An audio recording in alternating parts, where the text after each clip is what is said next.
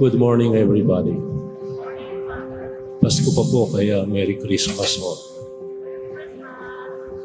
Ngayon ho, palagay ko lahat ng nanay ay pwedeng madama kung ano ang nangyari sa banal na pamilya.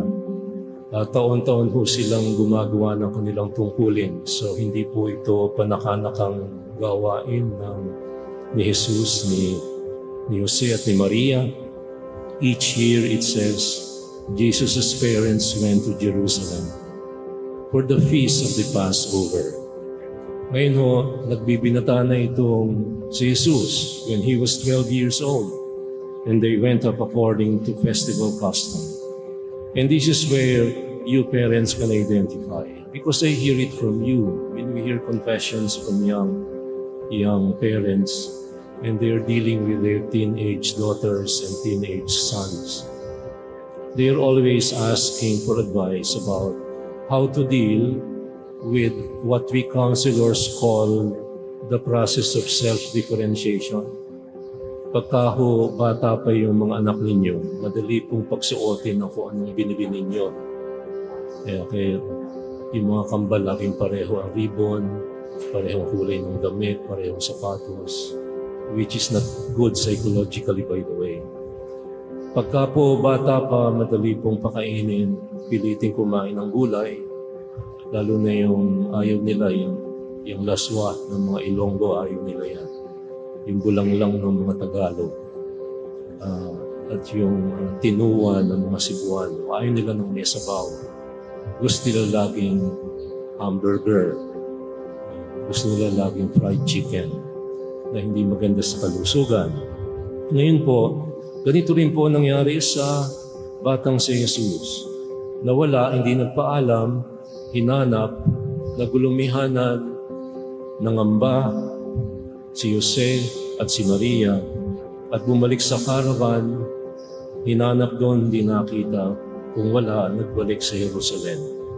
At saan po nakita? Sa templo. He was already busy doing his father's business.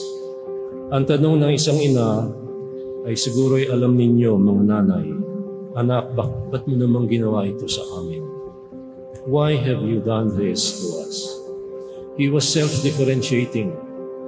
He was defining boundaries. He was saying, hindi na ako bata, I have something else that I want to do, which is equally important as obeying you and doing my duties at home. And that was because he is now defining himself gradually. In Christology, we talk about this gradual self-awareness that grew in Christ as he grew up. So he was becoming conscious that he was meant for greater things. And therefore, he was defining his boundaries. Hanggang dito lamang po ako. Meron akong ibang dapat bigyan ng pansin. Your father and I have been looking for you with great anxiety. This says a whole lot. Yung disappointment ng isang magulang na yung anak nila ay medyo pasaway na, hindi na sumusunod, hindi na sumasabay sa pagkain. And this is all part of what I was talking about during the Simbang Gabi, the sociological phenomenon called digital dictatorship. All our lives now are dictated upon by gadgets. Everything we need is through a gadget. So we need something to eat, the gadget comes in handy. We need water, well, you have the gadget. We need to talk to each other, well, you have FaceTime and WhatsApp and PM Facebook Messenger and Google Hangout or what have you. It's always mediated by the digital technology. This digital dictatorship is not all negative. So somebody blamed me again. Pag may narinig, laging nagagalit, hindi naman nila alam kung ano ibig ko sabihin. There's a whole literature behind it. So when I talk about digital dictatorship, I'm not saying that cell phones are bad because I have one. I need it. I have an iPad because I'm very busy with online evangelization.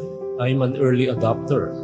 So, nung nauso yung blogspot.com, I was among the first. nung nauso yung WordPress.com, I was among the first. And my WordPress account actually has already more than 1.6 million hits, which means that I have an audience in the culture of word. Ngayon ho, ang kultura po ng salita ay naglaho na. The culture of the word has all but disappeared. And what we have now is the culture of images. Therefore, the audience, the people who are now watching recorded homilies are changing allegiances. So, ang hinahanap nila yung bata, hindi na, alam ko yan, hindi na ako nakikipag-compete sa mga bata kasi iba ang kanilang lingwahe at iba na ang kanilang pamamaraan. At sanay sila sa mga digital photoshopping and digital editing, video editing. Therefore, lahat po ngayon ng mensahe ay napapaloob sa culture of images. But the Mass belongs to the culture of the Word. Why? Because we are preaching the Word made flesh. Word with a capital W. And that Word, nabasa natin kahapon sa misa ng umaga. In the beginning was the Word, and the Word was with God, and the Word was God. Therefore, in church, we cannot but talk about the Word incarnate, using limping methods called the spoken word and the written word. And that is why talong-talo po kami sa digital dictatorship. Ngayon po, masama ba yan? Hindi ko sinabing masama. Bakit po? 8 years ago, I raised 5 million pesos for Yolanda victims using only Facebook. Wala pa ako sa Twitter noon. And using only Facebook, I raised 5 million pesos and gave more than 50 boats in Eastern Samar. And in the typhoon that ravaged Bicol last year, I raised more than 3.5 million using Facebook and Instagram and Twitter. And now, within 3 days, I raised 940,000 plus pesos using only Facebook. So, when I talk about digital dictatorship, I'm not condemning it. Why? Because I belong to the same culture. Now, what am I talking about? Today, the child Jesus became a disappointment for a while to Joseph and Mary. Son, why did you do this to us? Punong-puno po ito it's full of pathos. Pathos in Greek is suffering. Pathos, it is full of pathos. It's full of feelings. Anak, bakit mo namang ginawa ito sa amin? Naghahanap kami ng iyong ama na puno ng pangamba. And then, ang sagot ng bata ay medyo pabalaw. Bakit niyo ako hinahanap? Did you not know that I must be in my Father's house? And this is now the problem of young parents with growing teenage sons and daughters. They begin to answer back. They begin to reason out. You cannot talk to them anymore because pag tinanong mo saan ka galing, dyan lang. Saan ka pupunta, doon lang. Kumusta ang party kagabi, okay lang. Anong ginagawa mo, wala lang. Facebook Messenger mo pa para malaman ko anong ginagawa nila. This is digital dictatorship. The choices that we make are based on digital dictatorship. Why? Because if you buy online a certain brand, like you buy from Marks and Spencer algorithm will keep you in mind and therefore will send you a trainload of advertisements for their products. Hindi ka nila makakalimutan. The digital world never forgets you. So if you click on a particular political party, you are a member of it automatically. That's digital dictatorship. Now, I'm not talking about politics, so don't accuse me of telling you whom to vote for. I never did that in my life. Okay, now, lesson and the good news. The good news for us is that we can learn to, despite the self-differentiation being done by your sons and daughters and defining their boundaries, you don't have to condemn them. Joseph and Mary did not condemn their son, even if they did not understand what he said to them. And then, sumunod din naman yung bata. He went down with them and came to Nazareth and was obedient to them. And his mother kept all these things in her heart. Ngayon po, tapusin ko po ang akin pong style, no matter the expectation of some of you. Some people try to tell us what it means to be a homilist. Well, nag-aral pa sila ng homiletics. I don't know where they get it. But my style is always, I choose to put side by side the horizon of God and the horizon of our humanity, the human horizon. Ano ngayon ang pagsubok sa mga pamilya? Migration. Bakit o? Ang dami ho namin nakakausap, especially me as a counselor. Bakit? Ang tatay nasa Saudi Arabia. There's more than 1.4 million people, Filipinos, in the Middle East. There are 4 million Filipinos, it may be 5, pati yung TNT, sa Amerika. And even in Alaska, even in Eastern Europe, ang may hawak po ng weteng sa Eastern Europe ay Pilipino. At ang may hawak po ng parang mafia, nagbebenta ng salmon sa Canada ay mga Pinoy. So, nag-import ho tayo ng pananampalataya, pero nag-i-import din ho tayo ng ating korupsyon. It's a two-way traffic, you know. And this is now the good news for us. Couch in bad news. The challenge of Filipino families is big. There is digital dictatorship. There is migration, OFWs, working abroad. Hindi kasama yung mga anak. Hindi. I remember one of my counselors more than 20 years ago, every time he would talk to me, he's a young boy of 17 years old.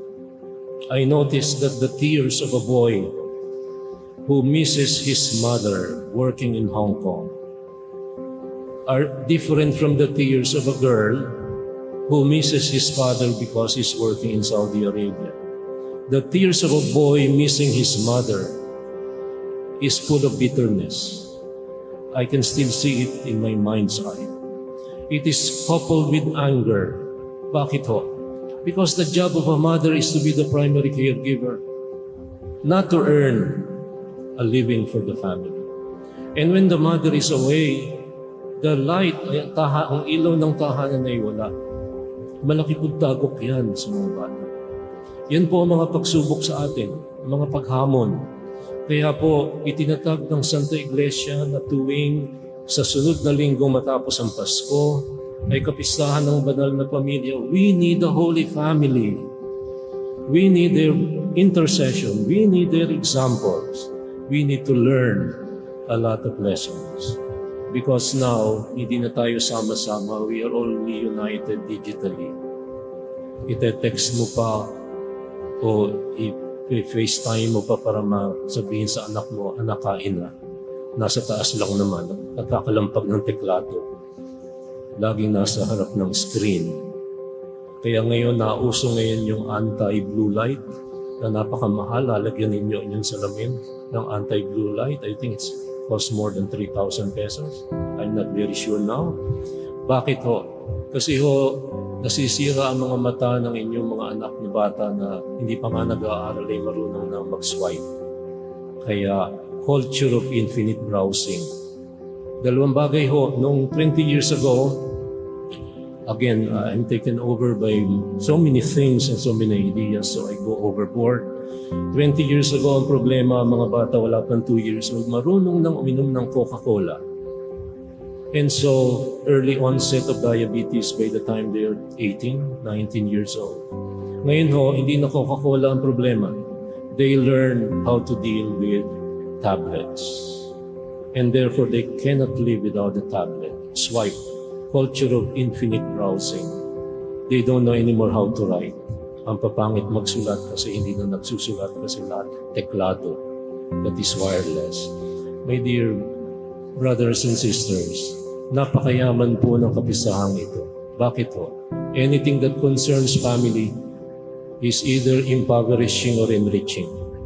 And therefore, if your family is exposed too much to the digital world, take note, it might impoverish you. If your family is exposed to the culture of the church as a people, as a community of faith, journeying towards a common goal, then your family is enriched.